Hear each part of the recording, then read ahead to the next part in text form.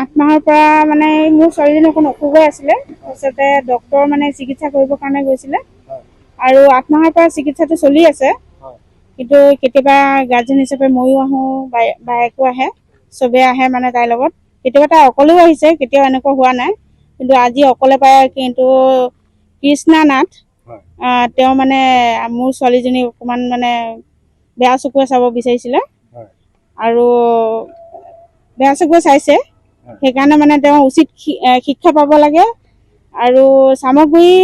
বজাৰত তেওঁৰ মেডিকেল আৰু মানে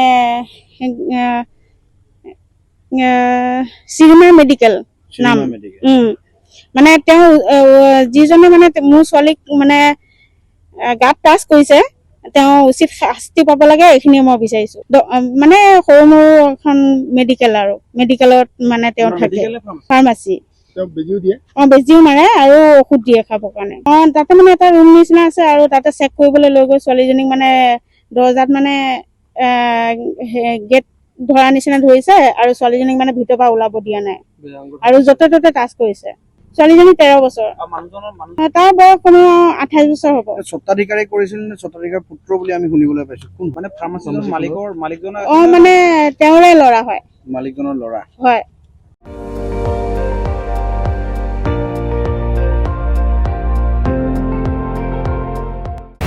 আপুনি চাই আছে ND24 সৰ্বশ্ৰেষ্ঠ নহয় সৰ্বোত্তমৰ দৌৰা